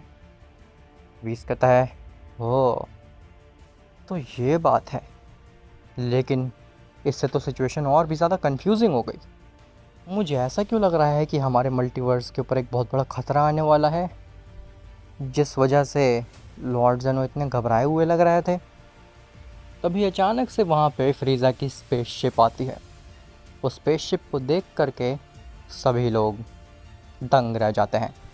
गोकू कहता है यह स्पेसशिप तो फ्रीज़ा की है, लेकिन ये अभी तो यहाँ से गया था, ये अपनी आर्मी लेकर के आ गया हमारे ऊपर वार करने के लिए। व्हीस कहता है मुझे लग रहा है कि फ्रीज़ा इसी मौके का इंतज़ार कर रहा था। उसे पता है कि तुम कमज़ोर हो, वेजिटा भी कमज़ोर और थका हुआ है, इस वजह से इससे अच्छा मौका हो ही नहीं सकता है अर्थ पे कब्जा आने का या फिर अर्थ को डिस्ट्रॉय करने का। तभी फ्रीज़ा आया है यहाँ पे वार करने के लिए। तभी उस स्पेसशिप से फ्रीज़ा निकलता है और वो बाहर आता है। फ्रीज़ा कहता है ओह, तुमसे दोबारा मिल करके काफ़ी अच्छा लगा सेयन, और तुम अभी तक ज़िंदा हो। मुझे हैरानी हुई ये जान करके। लगता है बीरस ने अपना काम ढंग से नहीं किया। इससे पहले कि तुम लोग मुझसे कुछ पूछो या फिर तुम लोग मेरे ऊपर अटैक करो, मैं तुम्हें कुछ दिखाना चाहता हूँ। तभी फ्रीज़ा की स्पेसशिप खुलती है और उसमें ग्रैंड प्रीस्ट इंजर्ड पड़ा होता है। वादोस और वीस, उन दोनों की आंखें फटी रह जाती हैं और मुंह खुले रह जाते हैं। वीस कहता है क्या ये ग्रैंड प्रीस्ट है? तुमने तुमने ये कैसे किया ग्रैंड प्रीस्ट के साथ में? क्या ये तुमने किया है? फ्रीज़ा कहता है ना ना, ये बेवकूफ़ हमें रोकने की कोशिश कर रहा था क्योंकि हम सेयन्स को मारने के लिए आ रहे थे, लेकिन इस बेवकूफ़ को क्या पता कि मेरे साथ कौन है। गोकू कहता है तुम क्या बात कर रहे हो, और तुम इतने शक्तिशाली कैसे बने कि तुमने लॉर्ड ग्रैंड प्रिस्ट को हरा दिया? फ्रीज़ा कहता है किसने कहा मैंने ग्रैंड प्रिस्ट को हराया है? ग्रैंड प्रिस्ट को तो इनने हराया है। तभी उस स्पेसशिप में से राइमस निकलता है और वो राइमस आम नहीं लग रहा होता। राइमस काफ़ी ज़्यादा स्ट्रॉन्ग और पावरफुल लग रहा होता है। वीस कहता है ये तो लॉर्ड राइमस हैं, ये यहाँ पे कैसे आए और इन्होंने ग्रैंड प्रिस्ट का ये हाल किया क्यों? फ्रीज़ा कहता है ये लॉर्ड राइमस नहीं है, ये लॉर्ड माजिन राइमस हैं। वादोस कहता है नहीं नहीं नहीं, ये तो बहुत बड़ी दिक्कत हो गई। मतलब कि किसी माजिन ने लॉर्ड राइमस के ऊपर कब्ज़ा कर लिया है और अब ये लॉर्ड राइमस पूरी तरीके से करप्टेड है। लेकिन आखिर ऐसा कौन सा माजिन है जो कि लॉर्ड राइमस पे कब्ज़ा कर सके? ये देखने में सुनने में एकदम इम्पॉसिबल लग रहा है। फ्रीज़ा कहता है मैं जानता हूँ तुम्हारे मन में काफ़ी सवाल हैं कि आखिर ये माजिन कैसे बने और दूसरी चीज़ कि ये मेरे साथ कैसे हैं। तो उसका जवाब तुम्हें बहुत जल्द ही मिलेगा, तुम्हारे मरने से तो पहले ही मिल जाएगा। ऐसा बोल करके फ्रीज़ा और राइमस ये दोनों ही नीचे उतरते हैं। फ्रीज़ा कहता है लॉर्ड राइमस, आप तैयार हैं मेरा साथ देने के लिए? राइमस फ्रीज़ा की तरफ देखता और कहता है अपनी हद में रहो मॉर्टल, मैं तुम्हारी टीम नहीं हूँ जो कि तुम मुझसे ऐसे बात कर रहे हो। तभी वहाँ पे वजीटा आता है। वजीटा वहाँ पे फ्रीज़ा को और बाकी एंजल्स को देख करके समझ जाता है कि अभी आराम करने का समय नहीं है। वजीटा गोकू के बगल में आता और कहता है काकारोट, आखिर ये लॉर्ड बीरस अनकॉन्शियस क्यों पड़े हैं? क्या ये फ्रीज़ा ने ऐसा किया? और आखिर ये फ्रीज़ा के साथ में कौन बीइंग है? तो गोकू कहता है वजीटा, फ़िलहाल कुछ भी समझाने का समय नहीं है, बस इतना जान लो कि हमें फ्रीज़ा को और इसके साथी को रोकना है। वजीटा कहता है ये तो बहुत ही सिंपल है, अभी तो मैं टूर्नामेंट ऑफ पावर में फ़ाइट करके आया हूँ, मैं तो वार्म्ड अप हूँ ऑलरेडी। आओ काकारोट, दिखाते हैं इनको कि आखिर हम क्या चीज़ हैं। ऐसा बोल करके वजीटा रेज करता है और अपनी सुपर सेन ब्लू इवोल्यूशन में ट्रांसफॉर्म हो जाता है और गोकू ऑलरेडी अल्ट्रा इंस्टिंक्ट में होता है। गोकू वजीटा एक साथ फ्रीज़ा और राइमस के ऊपर अटैक करते हैं, लेकिन राइमस के इर्द गिर्द एक शील्ड क्रिएटेड थी। गोकू और वजीटा जैसे ही उस शील्ड के नज़दीक पहुंचते हैं वो रिपेल हो जाता है। वजीटा कहता है हाँ ये क्या था, आखिर हम पीछे कैसे हो गए? हम तो वार कर रहे थे उसके ऊपर, ये कौन सा बीइंग है? गोकू कहता है ये राइमस है, मल्टीवर्स का क्रिएटर। हम एक मल्टीवर्स के क्रिएटर के खिलाफ लड़ रहे हैं अपने आप को और अपनी फैमिली को बचाने के लिए। तभी गोकू एक कामेहामेहा मारता है, लेकिन वो कामेहामेहा भी रिपेल होकर के स्पेस में चला जाता है। गोकू कहता है कुछ भी फ़र्क नहीं पड़ रहा, इसके पास एक शील्ड है जिसके थ्रू हमारे अटैक नहीं जा सकते, इसको हम हराएंगे कैसे आखिर? तभी आवाज़ आती है मैं बताता हूँ आखिर इसको कैसे हराना है। और वहाँ पे जेनो आता है जो कि अपनी ट्रू फॉर्म में होता है। जेनो कहता है, जैसा कि मैंने एक्सपेक्ट किया था रायमस, मुझे पता था कि कुछ तो दाल में काला है और मैंने सही चाल चली। अगर अभी गोकू मर गया होता तो फिर तुम्हारे लिए काम और ज़्यादा आसान हो जाता। रायमस कहता है, हो तो तुम्हें वाकई में लगता है जेनो कि ये बकवास सा मॉर्टल जिसने अभी अल्ट्रा इंस्टिंक्ट अचीव किया ये मुझे रोक सकता है जो मैं करना चाहता हूँ उससे? तो फिर तुम एक बहुत बड़ी गलतफहमी में हो। जेनो कहता है, ओह अच्छा, तो फिर आखिर तुम इतना ज़्यादा डेस्परेट क्यों थे इस सेयन को मरवाने के लिए? रोमस जेनो की बात का कोई भी जवाब नहीं देता और तभी जेनो रायमस के ऊपर वार कर देता है। जेनो सीधे रायमस की शील्ड को चीरता हुआ उसके मुंह पे एक पंच मारता है, लेकिन वो पंच से रायमस को कुछ भी फ़र्क नहीं पड़ता।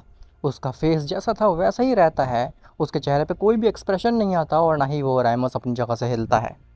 रायमस कहता है, देखो मॉर्टल्स, इसने मेरी शील्ड तो चीर दी लेकिन इसके अटैक से मेरे ऊपर कुछ असर नहीं हुआ, तो तुम्हारे अटैक का मेरे ऊपर क्या ही असर होगा ये सोच के रखो।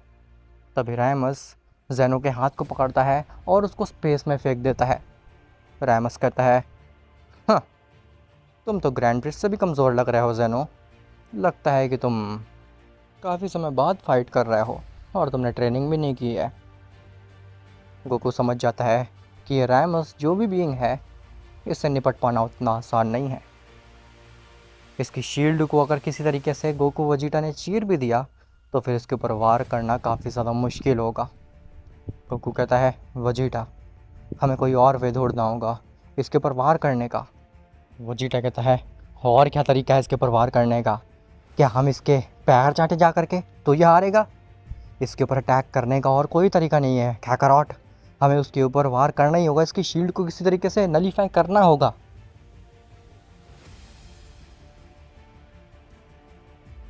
तभी रायमस कहता है, तुम कब तक मेरे पीछे खड़े रहोगे फ्रीज़ा? क्या तुम्हारे अंदर दम नहीं है कि तुम इन मॉडल से जाकर के फाइट कर सको?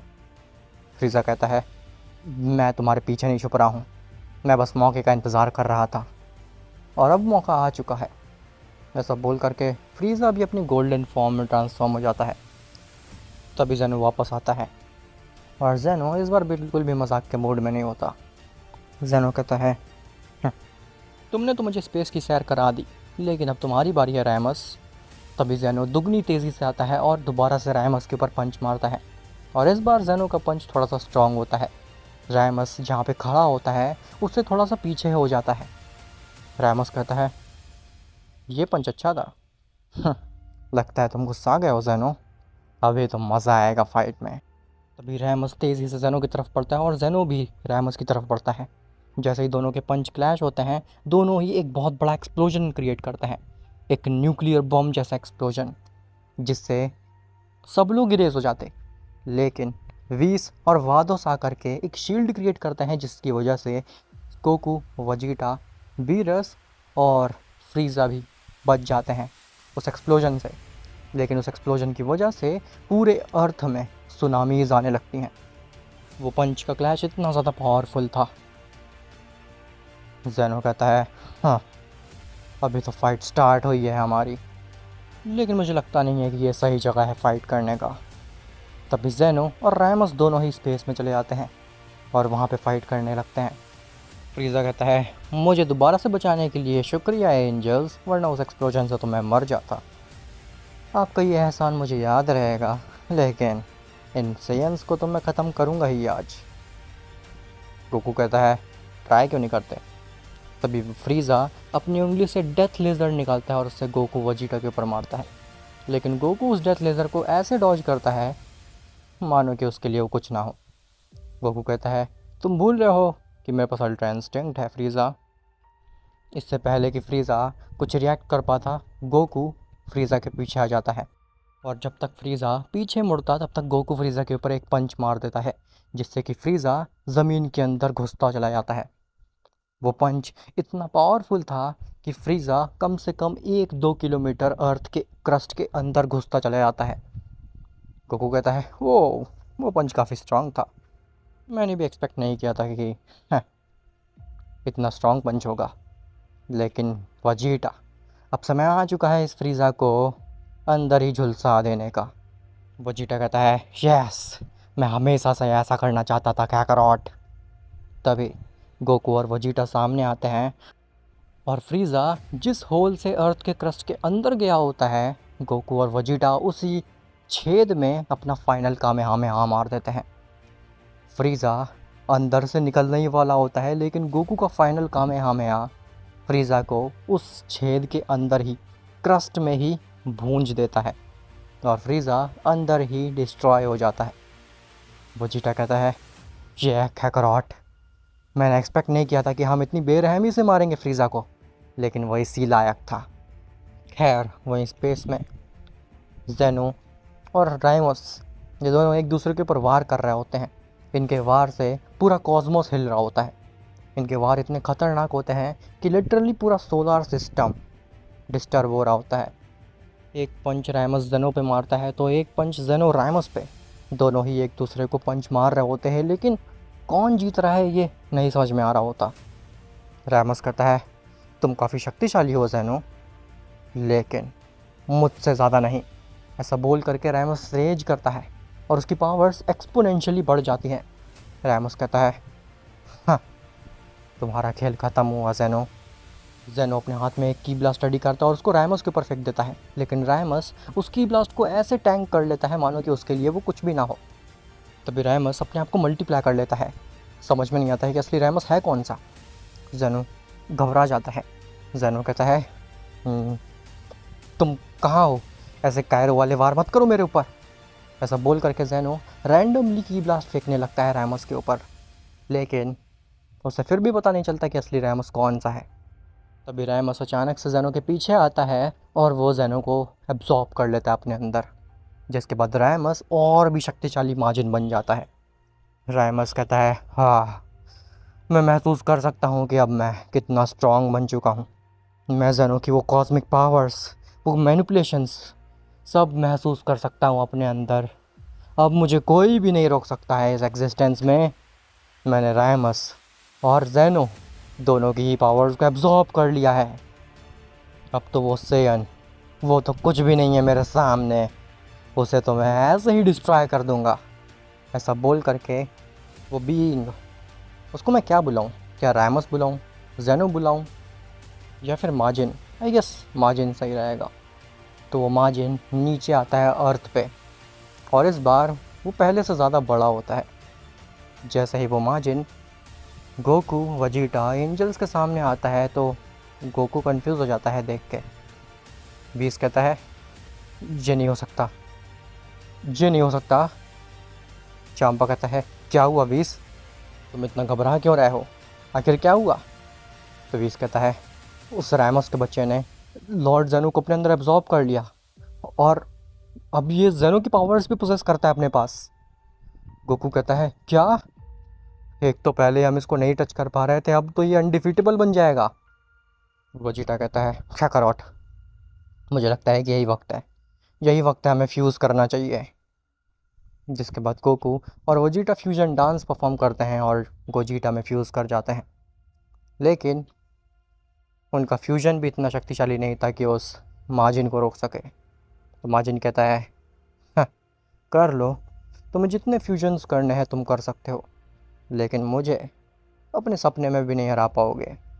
गोजिटा कहता है तुम जानते हो मैं कौन हूँ, स्ट्रॉन्गेस्ट फ्यूजन, और मैं आज तक एक भी फाइट नहीं हारा हूँ। उम्मीद करता हूँ ये फाइट भी काफ़ी इजीली जीत जाऊँगा, हर फाइट की तरह। माजिन कहता है ओह अच्छा, तुम इतने ज़्यादा ओवर कॉन्फिडेंट हो। हम्म, अब मुझे समझ में आ रहा है कि तुम्हें मारना क्यों इम्पोर्टेंट था इस मल्टीवर्स के लिए। गोजिटा कहता है वो तो वक्त बताएगा कि कौन ख़त्म होने वाला है। ऐसा बोल करके गोजिटा रेज करने लगता है और वो अपनी ब्लू फॉर्म में ट्रांसफॉर्म होता है, लेकिन गोजिटा वहाँ पे रुकता नहीं है। वो और रेज करता है और ट्रांसफॉर्म होता है अपनी अल्ट्रा ब्लू फॉर्म में। उस फॉर्म को देख करके, उसकी पावर लेवल सेंस करके मार्जिन भी इम्प्रेस होता है। मार्जिन कहता है कूल, तो तुम सेयंस की पावर्स और एंजल्स की पावर्स को मर्ज करना सीख गए हो, इसीलिए तुम एक मल्टीवर्स के लिए बहुत बड़ा खतरा हो। गोजीटा माजिन के ऊपर वार करने जाता है तो गोजीटा इजीली माजिन की शील्ड को इस बार ब्रेक कर देता है, लेकिन गोजीटा का अटैक माजिन के ऊपर कुछ भी फ़र्क नहीं डालता। गोजीटा काफ़ी सारे वार करता है उस माजिन के ऊपर, लेकिन वो माजिन अपनी जगह से 1 सेंटीमीटर तक नहीं हिलता और ना ही कुछ एक्सप्रेशन होते हैं उसके मुंह पे। वो माजिन अपने हाथ बांध करके खड़ा हो जाता है और समझ जाता है कि ये तो उसके दाएं हाथ का खेल है।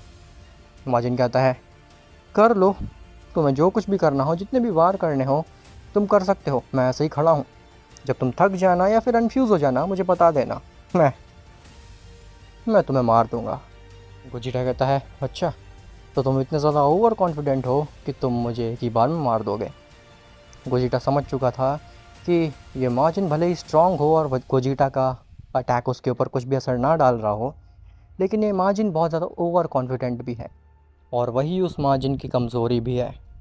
गोजीटा किसी तरीके से उस ओवर कॉन्फिडेंस को तोड़ेगा और उस मार्जिन के ऊपर वार करेगा, लेकिन कैसे, बस यही फिगर आउट करना था गोजीटा को। गोजीटा पीछे हटता और कहता है, मैं अपनी एनर्जी इसके ऊपर वार करने में वेस्ट नहीं कर सकता, उससे बस मेरा फ्यूजन टाइम वेस्ट होगा, मुझे कुछ और फिगर आउट करना पड़ेगा। तभी बीरस को भी होश आ जाता है। बीरस की जब आंखें खुलती है तो वो देखता है कि उसके सामने गोजीटा और एक अजीब सा बीइंग फाइट कर रहा है। बीरस खड़ा होता और कहता है, "आह, क्या हुआ ये? गोकू कहाँ पे और ये सब क्या हो रहा है वीस? मुझे कुछ समझ नहीं आ रहा।" वीस कहता है, अभी कुछ भी समझाने का समय नहीं है लॉर्ड बीरस, हमें गोजीटा की मदद करनी होगी उस बीइंग को रोकने में। बीरस कहता है, हाँ वो तो मैं समझ गया, लेकिन ये बीइंग है कौन? तो वीस कहता है, ये है मार्जिन, जिसने कि लॉर्ड राइमस और लॉर्ड ज़ेनो दोनों को ही अपने अंदर एब्जॉर्ब कर लिया और उन दोनों की ही पावर्स को यूज़ कर रहा है। बीरस कहता है, इसके पास लॉर्ड ज़ेनो और लॉर्ड राइमस दोनों की पावर्स हैं, इसे हराना इम्पॉसिबल है। ग्रैंड प्रिस्ट कहाँ पे है? तो वीस इशारा करता है फ्रीज़ा की स्पेसशिप पे। जैसे ही बीरस वहाँ पे देखता है तो वहाँ पे ग्रैंड प्रीस्ट इंजर्ड पड़ा होता है। बीरस कहता है, मैं तो बस कुछ देर के लिए अनकॉन्शियस था, उतने में ये सब कुछ हो गया, मुझे पता भी नहीं चला। वीस कहता है, अब अपनी बकवास बंद करिए और इस मल्टीवर्स को अगर हमें बचाना है तो फिर हमें सामने आना होगा। अब बात केवल यूनिवर्स की नहीं है, पूरे मल्टीवर्स की है, हमें इस मार्जिन को हराना होगा लॉर्ड बीरस। बीरस कहता है, आह, अभी जिस गोकू ने मेरे ऊपर वार किया था मैं उसी का साथ दूंगा इसको हराने के लिए, मुझे बहुत अजीब फील हो रहा है। बीरस कहता है, ये समय बदले निकालने का नहीं है लॉर्ड बीरस। तभी बीरस रेज करता और अपनी हकाई फॉर्म में ट्रांसफॉर्म होता है दूसरी बार। बीरस कहता है, ये फॉर्म मैं अपनी लाइफ में दूसरी बार अचीव कर रहा हूँ और जब भी मैंने इस फॉर्म को अचीव किया है मैं हारा नहीं हूँ। ऐसा बोल करके बीरस गोजीटा के बगल में आ जाता और कहता है, तो बताओ बच्चे, तुमने क्या प्लान बनाया है इसको हराने के लिए? इसके अंदर ओमनीपोटेंट्स की पावर है, तुम इसे कैसे रोकने वाले हो? गोजीटा कहता है, लॉर्ड बीरस, हम इस बीइंग को, इस मार्जिन को अपनी पावर्स से नहीं हरा सकते हैं। इसके ऊपर हम कितने ही वार क्यों ना कर ले, कुछ फ़र्क नहीं पड़ेगा, उससे बस हमारी एनर्जी का लॉस होगा। बीरस कहता है, तो फिर इसको हराया कैसे जाएगा आखिर? हमें इसे किसी तरीके से तो हराना ही होगा ना? गोजीटा कहता है, हाँ, मेरे पास एक आइडिया है। ये बीइंग भले ही बहुत शक्तिशाली हो, इसके पास ओमनीपोटेंस पावर्स हो, लेकिन ये बहुत ज़्यादा घमंडी भी है। अगर हम लोगों को इसको डिस्ट्रॉय करना है तो कॉस्मिक लेवल पावर चाहिए होगी, कॉस्मिक लेवल एनर्जी चाहिए होगी। बीरस कहता है, हाँ, लेकिन तुम कहना क्या चाह रहे हो आखिर, मैं समझ नहीं पा रहा। गोजीटा स्माइल देता और कहता है, लॉर्ड बीरस, अगर हम इसके घमंड का इस्तेमाल करके इसको एक न्यूट्रॉन स्टार के पास ले जाएं और दूसरा न्यूट्रॉन स्टार उस न्यूट्रॉन स्टार में कोलाइड करा दें, तो फिर ये सैंडविच हो जाएगा दो न्यूट्रॉन स्टार के बीच में। उससे इतनी ज़्यादा एनर्जी इमिट होगी जिससे कि ये मार्जिन पूरी तरीके से झुलस जाएगा और लॉर्ड ज़ेनो और लॉर्ड राइमस आज़ाद हो जाएंगे। और अगर उन दो न्यूट्रॉन स्टार के एक्सप्लोजन से ये मार्जिन नहीं भी मरा तो फिर उसके रेडिएशन से ये मार्जिन ज़रूर मर जाएगा। पीरस कहता है, लेकिन गोकू, दो न्यूट्रॉन स्टार को कोलाइड कराना मतलब कि हज़ारों प्लैनेट्स को रिस्क में डालना। तुम जानते हो ना कि अगर दो न्यूट्रॉन स्टार आपस में मर्ज हो गए या फिर एक्सप्लोड हो गए तो फिर वो 1/4 गैलेक्सी डिस्ट्रॉय कर सकते हैं। उनमें इतनी ज़्यादा रेडिएशन और एनर्जी होती है। गोजिटा कहता है, "हाँ, इसीलिए तो मैंने आपसे कहा, आप एक डिस्ट्रॉयर हैं और मैं एक ऐसा फ्यूजन हूँ जिसको हारना बिल्कुल नहीं पसंद है। तो हमसे बेटर ये काम कोई कर ही नहीं सकता है। इसीलिए ये आइडिया मैंने आपको दिया लॉर्ड बीरस।" बीरस गोजिटा की तरफ देखता है और एक स्माइल देता है। बीरस कहता है, "हम्म, तुम इसको एक न्यूट्रॉन स्टार के पास ले जाओ, मैं दूसरे न्यूट्रॉन स्टार का बंदोबस्त करता हूँ।" जिसके बाद बीरस वहाँ से गायब हो जाता है। वीस कहता है, अरे लॉर्ड बीरस कहाँ चले गए? क्या वो घबरा गए? चांपा कहता है, मुझे पता ही था, मुझे पता था कि वो बीरस किसी काम का नहीं है, वो डरपोक है, वो बस अपनी दुम बचाता है, अपनी दुम बचा करके वो भाग गया यहाँ से। तो वादुस कहती है, लॉर्ड चांपा, अगर आप इतने ज़्यादा बहादुर हैं तो फिर आप ही फाइट कर लीजिए जा कर के ना। वैसे भी लॉर्ड बीरस तो चले गए, आपकी बहुत ज़रूरत होगी गोजिटा को। चांपा कहता है, हाँ, मैं ऐसे कमज़ोर लोगों से फाइट नहीं करता। खैर, गोजिटा दोबारा से उस माजिन के ऊपर वार करने लगता है, लेकिन कुछ भी फ़र्क नहीं पड़ रहा था उस माजिन को, एज़ ऑलवेज। वो माजिन कहता है, तुम मेरा टाइम वेस्ट कर रहे हो, बस और कुछ नहीं। तुम्हें जब पता है कि तुम्हारे अटैक से मुझे कुछ भी नहीं होने वाला है, तो फिर तुम ऐसा क्यों कर रहे हो? तुम कोशिश भी क्यों कर रहे हो आखिर? तुम बस अपनी एनर्जी और अपने फ्यूजन के टाइम को वेस्ट कर रहे हो। गोजिटा कहता है, ओह अच्छा, तो फिर इससे बचो। ऐसा बोल करके गोजिटा एक कामेहामेहा मारता है उस माजिन के ऊपर, लेकिन वो माजिन उस कामेहामेहा को भी ईजिली टैंक कर लेता है। गोजिटा कहता है, आह, लगता है तुम बहुत शक्तिशाली हो, मैं तुम्हारे सामने हार मानता हूँ। ऐसा बोल करके गोजिटा अपने घुटने में बैठ जाता है उस माजिन के सामने। माजिन कहता है, आखिरकार तुम सेयन अपनी औकात पे आ ही गए। गोजिटा कहता है, हाँ, तुम मुझे मार सकते हो, लेकिन पहले मुझे ये बताओ कि आखिर तुम मुझे मरवाना क्यों चाहते थे? मैंने क्या बिगाड़ा है तुम्हारा? तो माजिन कहता है, चलो, तुम्हारी आखिरी ख्वाहिश मरने से पहले इसे भी पूरी कर देता हूँ। तो मैं दूसरी टाइमलाइन से आया हुआ एक माजिन हूँ। मैं यूनिवर्सल ट्री से पैदा हुआ था। मेरा नाम है माजी। मैं इतना शक्तिशाली हूँ, मेरे को यूनिवर्सल ट्री से एक ऐसा वरदान मिला हुआ है जिसकी मदद से मैं स्ट्रॉन्गेस्ट से स्ट्रॉन्गेस्ट बीइंग को एब्जॉर्ब कर सकता हूँ। फिर भले ही वो ओमनीपोटेंट हो या फिर एंजल या डिस्ट्रॉयर, कुछ भी हो, मुझे फ़र्क नहीं पड़ता। मुझे पता चला था कि तुम गोकू के सबसे स्ट्रॉन्गेस्ट वर्जन नहीं, लेकिन सबसे ज़्यादा पोटेंशियल रखने वाले वर्जन हो। इसीलिए मैं तुम्हारी टाइमलाइन में आया था, ताकि मैं तुम्हारी सोल को खा सकूं और एक फियरलेस, सबसे ज़्यादा पोटेंशियल रखने वाला माजिन बन जाऊं। जब मैं तुम्हारी टाइमलाइन में आया तो सबसे पहले मैंने रायमस को खाया। सबसे ईजी रायमस पे कब्ज़ा करना ही था, क्योंकि वो बस क्रिएटर है, उसके पास में ज़्यादा पावर्स नहीं होती ज़ेनो की तरह। जिसके बाद मैंने सोचा कि मैं डिस्ट्रॉयर्स की मदद से तुम्हें इरेज कर दूंगा और तुम्हारी सोल का इस्तेमाल कर लूँगा, लेकिन मैं गलत था। ज़ेनो ने अपनी टांग अड़ा दी और फिर मुझे ज़ेनो को भी अपने अंदर एब्सॉर्ब करना पड़ा। और अब मेरे पास में क्रिएटर और डिस्ट्रॉयर दोनों ओमनीपोटेंट्स की पावर है। अब बस मुझे तुम्हारी सोल चाहिए। तुम्हारी सोल कंज्यूम करने के बाद में मैं सबसे स्ट्रॉन्गेस्ट और सबसे फेरोशियस माजिन बन जाऊंगा। एक ऐसा बीइंग बन जाऊंगा जो कि सब टाइम लाइन्स पे अपना कहर बरसा सके।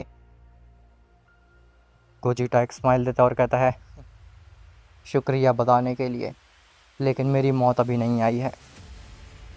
माजिन कहता है, क्या? तुम्हारा मतलब क्या आखिर? तभी गोजिटा उस माजिन को पकड़ता है और इंस्टेंट ट्रांसमिशन कर जाता है एक न्यूट्रॉन स्टार के पास में।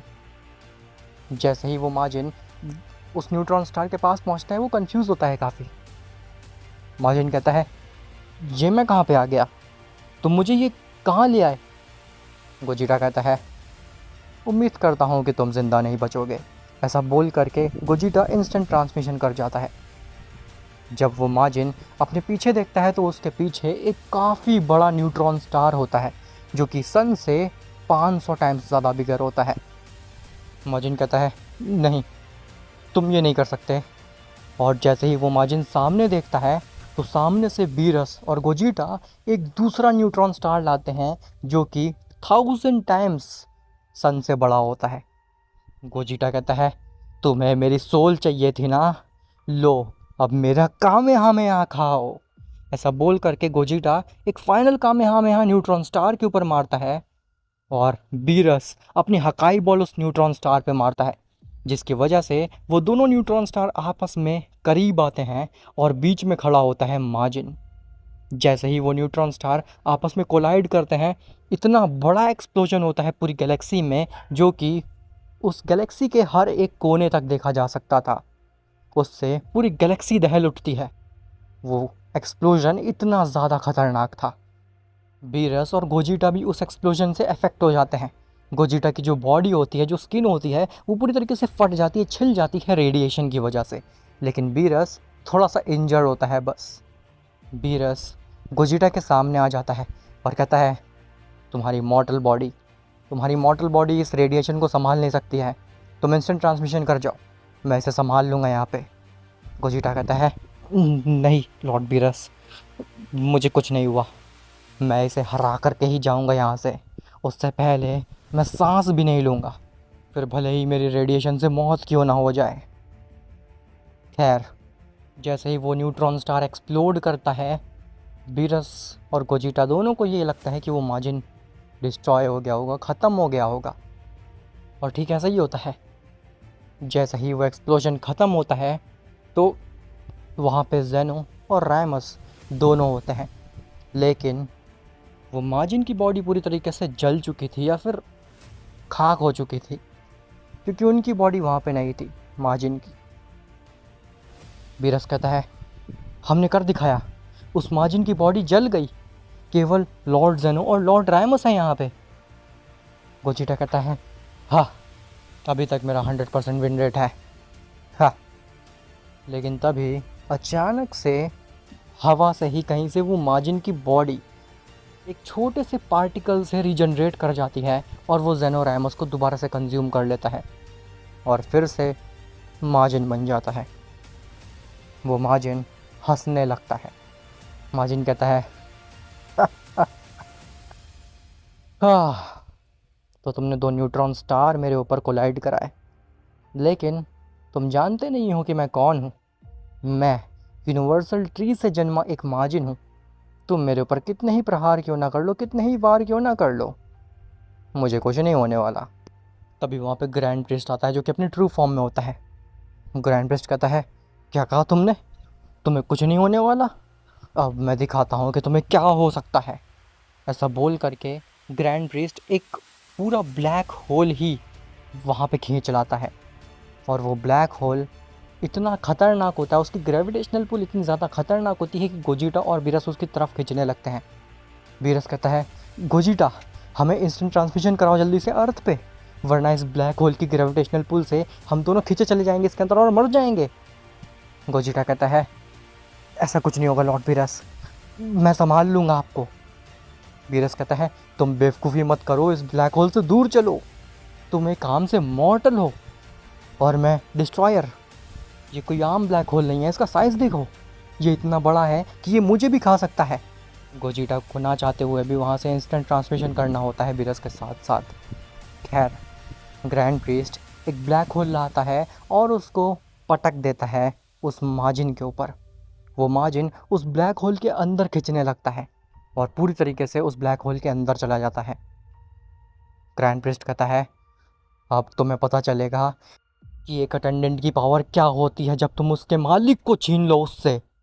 तभी वहाँ पे गोजिटा आता है इंस्टेंट ट्रांसमिशन करके, और वो अकेला नहीं होता है, वो अपने साथ एक न्यूट्रॉन स्टार लाया होता है और वो न्यूट्रॉन स्टार भी काफ़ी ज़्यादा बड़ा होता है।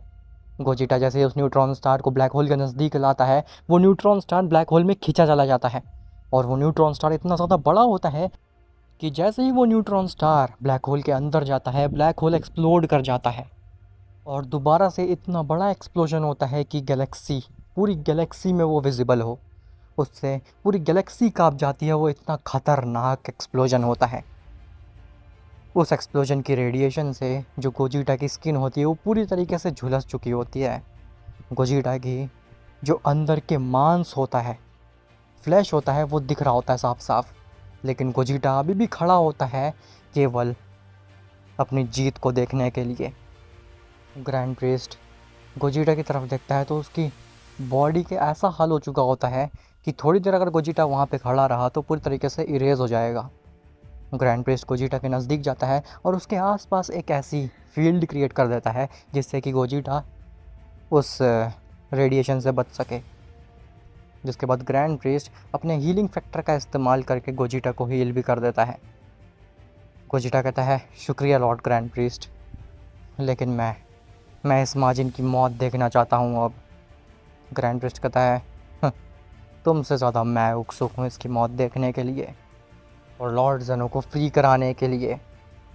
खैर, उस एक्सप्लोजन के बाद फिर से राइमस और जेनो अलग हो चुके होते हैं माजिन की बॉडी से, लेकिन एक माजिन की बॉडी का टुकड़ा बचा होता है जिससे कि वो दोबारा से रीजनरेट कर जाता है और जेनो राइमस को कंज्यूम करके दोबारा से फ्यूजन माजिन बन जाता है। गोजीटा कहता है ये तो फिर से फ्यूज़ कर गया, इसको तो मैंने कॉस्मिक लेवल पावर से भी डिस्ट्रॉय करके देख लिया, इसके ऊपर कुछ भी फ़र्क नहीं पड़ रहा, ये दोबारा से अपने आप को रीजनरेट कर ले रहा है। क्या कोई तरीका है लॉर्ड ग्रैंड प्रिस्ट जिससे हम इसे अलग कर सकें? ग्रैंड प्रिस्ट कहता है मेरे ख्याल से जब हम एक्सप्लोजन करते हैं और इस माजिन की बॉडी पूरी तरीके से डिस्ट्रॉय हो जाती है तब हमें जेनो और राइमस को वहाँ से हटाना होगा ताकि ये इंस्टेंटली उनके ऊपर कब्ज़ा ना कर सके। लेकिन उस गैलेक्सी में इतनी ज़्यादा ऑलरेडी तबाही मच चुकी थी कि अगर एक और बार एक्सप्लोजन किया जाता ब्लैक होल या फिर न्यूट्रॉन स्टार का तो पूरी गैलेक्सी ही ख़त्म हो जाती जड़ से।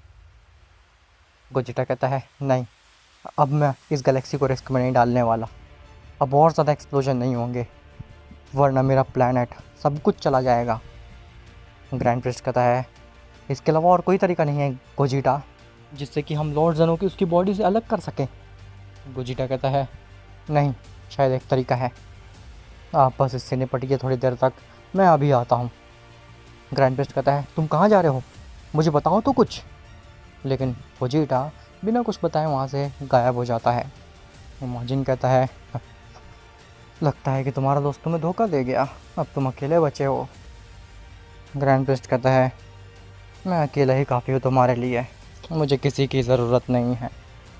ऐसा बोल करके ग्रैंड प्रिस्ट जाता है उस माजिन के नज़दीक और उसके गट पंच मारने की कोशिश करता है, लेकिन वो माजिन ग्रैंड प्रिस्ट का हाथ रास्ते में ही पकड़ लेता है। माजिन कहता है अब तुम्हारा क्या होगा, मैंने तो तुम्हें पकड़ लिया मारते हुए।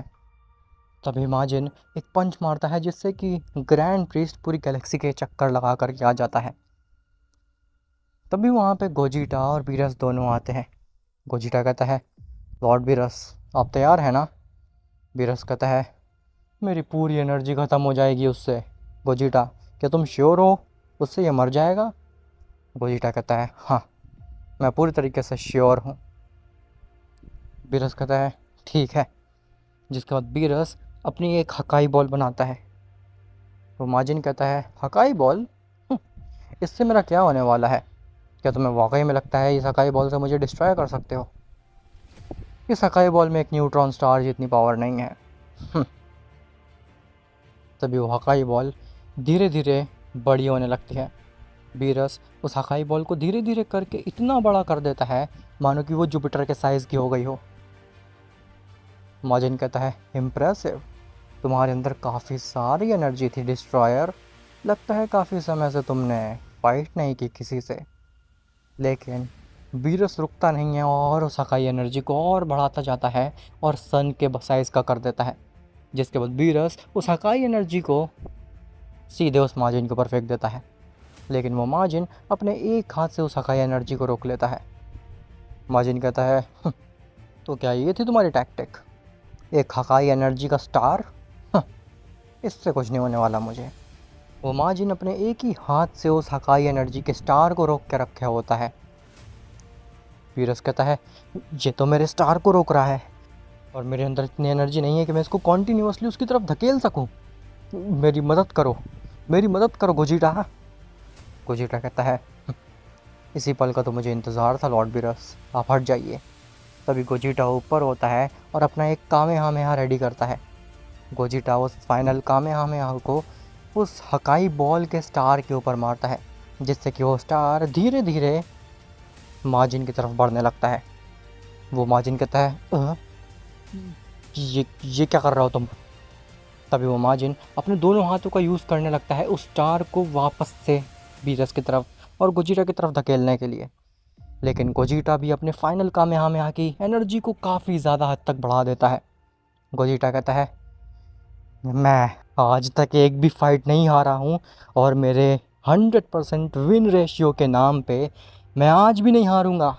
ऐसा बोल करके गोजिटा अपनी पूरी जान लगा देता है उस एक कामेहामेहा में, जिसके बाद वो हकाई एनर्जी का स्टार सीधे जा कर के लग जाता है उस माजिन को और एक बहुत ही बड़ा सा एक्सप्लोजन होता है फिर से पूरी गैलेक्सी में। गोजिटा कहता है, फाइनली, लेकिन अभी काम ख़त्म नहीं हुआ है। हमें लॉर्ड ज़ेनो और लॉर्ड रैमस को वहाँ से निकालना होगा, इससे पहले कि वो माजिन दोबारा से उनके ऊपर कब्ज़ा करे। जैसे ही वो एक्सप्लोजन ख़त्म होता है तो लॉर्ड ज़ेनो और लॉर्ड रैमस दोनों ही बाहर होते हैं, और इससे पहले कि वो माजिन अपने आप को रिजनरेट करता और दोबारा से ज़ेनो और रैमस को कंज्यूम करता, गोजिटा और ग्रैंड प्रीस्ट रायमस और ज़ेनो के पास पहुंचते हैं और उनको वहां से निकालने की कोशिश करते हैं। लेकिन तब तक देर हो चुकी होती है। वो माजिन अपनी बॉडी को रीजनरेट कर लेता है और उन चारों को कंज्यूम कर लेता है, जिसके बाद वो माजिन अब साइज़ में और भी बड़ा हो जाता है। बीरस अब अकेला खड़ा था उस माजिन के सामने, जिसने कि ग्रैंड प्रीस्ट, गोजिटा, रायमस और ज़ेनो इन चारों को कंज्यूम कर रखा था। लिटरली एग्जिस्टेंस के 4 स्ट्रॉन्गेस्ट बीइंग्स को। बीरस वहाँ पे खड़ा होता है अकेला, और उसने भी अपनी पूरी एनर्जी उस स्टार में लगा दी होती है, तो उसके पास भी अब कुछ बचा नहीं होता है लड़ने के लिए। बीरस के पैर कांपने लगते हैं। बीरस कहता है, ये नहीं हो सकता, उस माजिन ने तुम चारों को कंज्यूम कर लिया। नहीं, ऐसा नहीं हो सकता। मैं मैं आखिर कैसे जीतूंगा? इस माजिन को हराना इम्पॉसिबल है। अब ये माजिन पूरे टाइमलाइन छोड़ो, पूरी एग्जिस्टेंस को तबाह करके रख देगा, तहस नहस कर देगा। क्या यही हमारे मल्टीवर्स का अंत है? ऐसा नहीं होना चाहिए था, ये बहुत ही ज़्यादा बुरा हुआ है। तभी वहाँ पे एक पोर्टल खुलता है और एंट्री होती है सीसी गोकू की। सीसी गोकू आता है और कहता है, मुझे लगता है कि मेरी टाइमलाइन का कचड़ा इस टाइमलाइन में आ गया है गलती से। मैं उसके लिए माफ़ी चाहूँगा, मैं अभी उस कचड़े को साफ़ कर देता हूँ। आखिर वो है कहाँ पे? तभी सीसी गोकू की नज़र पड़ती है उस माजिन पे। सीसी गोकू कहता है, ओ तो वो तो मेरे सामने ही है। माजिन, कैसे हो? तुमने कितने लोगों को अपने अंदर सोखा है, ज़रा मुझे ये बताओगे? माजिन कहता है, तुम यहाँ पे इस टाइमलाइन में, तुम्हें पता कैसे चला मेरे बारे में? सीसी गोकू कहता है, मुझे सब पता रहता है, तुम बस ये बताओ कि तुमने किसको किसको एब्जॉर्ब किया है। तो माजिन कहता है, मैंने 4 स्ट्रॉन्गेस्ट बीइंग्स को एब्जॉर्ब करके रखा हुआ है। ज़ेनो, रायमस, ज़ेनो का अटेंडेंट, और गोजिटा को। सीसी गोकू शॉक्ड होता है और वो कहता है, ओ तुमने वाकई में इस एग्जिस्टेंस के स्ट्रॉन्गेस्ट बीइंग्स को एब्जॉर्ब करके रखा हुआ है, अब तो तुम सब कुछ तबाह कर दोगे। माजिन कहता है, शुरुआत तुमसे करूँगा मैं। ऐसा बोल करके वो माजिन एक बड़ी सी एनर्जी बॉल रेडी करता है, उसको सीसी गोकू पे फेंक देता है। लेकिन सीसी गोकू अपने एक ही हाथ से उस एनर्जी बॉल को नलीफाई कर देता है। सीसी गोकू कहता है, मैं तो मजाक कर रहा था, लेकिन तुमने तो सीरियसली ले लिया इस बात को माजिन। खैर, तुम्हें मैं वहीं ले जाने आया हूँ जहाँ से तुम आए हो। तुमने बहुत तबाही मचा ली ऑलरेडी। ऐसा बोल करके सीसी गोकू उस माजिन के नज़दीक पहुँचता है और उस माजिन का गला पकड़ता है। वो माजिन अपने आप को छुड़ाने की कोशिश करता है, लेकिन सीसी गोकू को ग्रैब इतना खतरनाक होता है कि वो माजिन में नहीं छुड़ा पा रहा होता। माजिन कहता है, मुझे छोड़ो, आखिर मैं तुमसे अपने आप को छुड़ा क्यों नहीं पा रहा हूँ? तो तुमने ये कैसे ग्रैब कर रखा है मुझे? सीसी गोकू कहता है, तुम तो कह रहे थे तुमने एग्जिस्टेंस के सबसे स्ट्रॉन्गेस्ट बीइंग्स को ऑब्जॉर्व किया है, लेकिन स्टिल तुम मेरी ग्रैब से नहीं छूट पा रहे हो। क्या मजाक कर रहे हो? तुम स्ट्रॉन्गेस्ट के आगे ये लगाना भूल गए कि तुमने इस मल्टीवर्स के स्ट्रॉन्गेस्ट बीइंग को ऑब्जॉर्व किया है। केवल एग्जिस्टेंस का स्ट्रॉन्गेस्ट बीइंग तो मैं हूँ। ऐसा बोल करके सीसी गोकू सिर्फ एक गट पंच मारता है उस माजिन को और उसके अंदर से चारों बींग्स बाहर आ जाते हैं, रायमस, ज़ेनु, ग्रैंड प्रीस्ट और कोजीटा। और सीसी गोकू के हाथ में माजिन का गला होता है। सीसी गोकू कहता है, मुझे माफ़ कर देना अगर तुम्हारी टाइमलाइन को कुछ हानि पहुंचाई हो इस बीइंग ने, लेकिन तुम्हारी टाइमलाइन सुरक्षित है, कुछ भी नहीं होगा तुम्हारी टाइमलाइन को, मैं इसे यहाँ से ले जाता हूँ। ऐसा बोल करके सीसी गोकू वहाँ से गायब हो जाता है। सीसी गोकू एक हीरो की तरह आया, उसने विलन की तरह माजिन को ख़त्म किया और ले गया। इतना आसान था उस माजिन को हराना, या फिर सीसी गोकू काफ़ी ज़्यादा शक्तिशाली है? खैर, गोजीटा और सभी लोग ये नहीं समझ पाते हैं कि आखिर वो बिंग था कौन। वो दूसरी टाइमलाइन का गोकू इतना शक्तिशाली कैसे था कि उसने एक ही बार में उस माजिन को अलग कर दिया सबसे। ये चीज़ तो अद्भुत थी। बीरस कहता है, आह, वो जो भी बीइंग था वो एक मसीहा बन के आया और हम सबको बचा लिया, इस पूरी टाइमलाइन को बचा लिया उसने। जिसके बाद ये मूवी यहीं पे ख़त्म होती है। अब अगर तुम चाहते हो कि इस मूवी का नेक्स्ट पार्ट भी आए जिसमें कि वो माजिन दोबारा से बचने की कोशिश करे और इस बार वो सीसी गोकू को ही एब्जॉर्ब कर ले, तो उसे कैसे रोका जाएगा? क्या फिर से उसके ऊपर न्यूट्रॉन स्टार तोड़े जाएंगे या फिर कुछ और होगा? तो मुझे ज़रूर बताना। और तुम्हें ये मूवी कैसी लगी मुझे कमेंट में ज़रूर बताना। हाँ, मैं जानता हूँ कि मैं एक सीरीज़ चला रहा हूँ, उसका टॉपिक भी इस मूवी से थोड़ा सा रिलेटेड था, लेकिन ये मूवी काफ़ी ज़्यादा डिफरेंट थी, तुम्हें ये तो समझ में आ ही गया होगा। उम्मीद करता हूँ तुम्हें ये मूवी काफ़ी ज़्यादा अच्छी लगी होगी। ये मूवी मैंने काफ़ी जल्दबाजी में बनाई है, लेकिन इसकी एंडिंग और फाइटिंग मैंने काफ़ी सोच समझ के कराई है, एक अच्छे से टाइम ले करके, ताकि इस बार पिछली मूवीज़ की तरह गलती ना हो जाए मुझसे।